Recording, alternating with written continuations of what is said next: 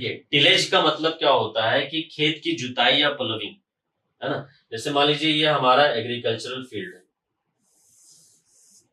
अब हम यहाँ पे एग्जांपल ले लेते हैं।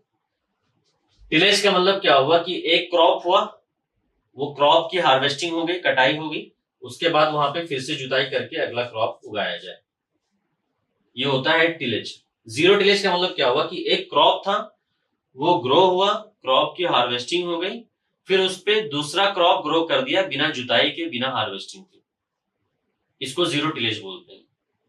मतलब यहाँ पे आप जुताई मत करिए, प्लविंग ना करिए, अगला क्रॉप इसी में ग्रो कर दीजिए। उसके अलग अलग मेथड्स हैं कि कैसे ग्रो किया जाता है, वो लोग डिटेल में पढ़ेंगे। बट अभी आप इतना जानिए कि जीरो टिलेज का मतलब यही होता है कि जो क्रॉप कट किया गया है, हार्वेस्टिंग की गई है, फसल की कटाई के बाद अगली फसल की बुआई यहाँ पे बिना जुताई के कर दी जाए। अब इससे क्या होगा, इससे जो सॉइल स्ट्रक्चर है वो प्रिजर्व रहेगा। भाई आप जुताई करेंगे तो सॉइल स्ट्रक्चर जो है वो प्रभावित होगा, आप जुताई नहीं करेंगे तो प्रिजर्व रहेगा।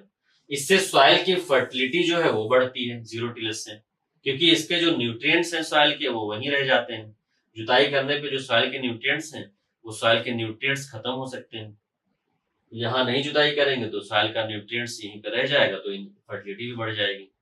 दूसरा, जब भी आप जुताई करेंगे तो लैंड यहाँ पे लूज हो जाती है, सॉइल लूज हो जाती है। आप खेत की प्लविंग करेंगे, जुताई करेंगे, तो लैंड के जो पार्टिकल्स हैं वो लूज हो जाते हैं, तो थोड़ी सी भी हवा चलती है तो यहाँ से सॉइल इरोजन होने लगता है। लेकिन आप जीरो टिलेज है तो सॉइल इरोजन भी नहीं होगा, और सॉइल इरोजन नहीं होगा तो सॉइल की जो सबसे टॉप लेयर होती है वो सबसे ज्यादा फर्टाइल होती है।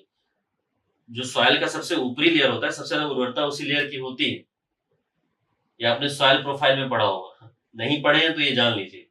तो टॉप लेयर यहाँ पे हमने टिलेज किया ही नहीं, तो टॉप लेयर प्रिजर्व है, तो इरोजन भी कम होगा और फर्टिलिटी भी बढ़ेगी।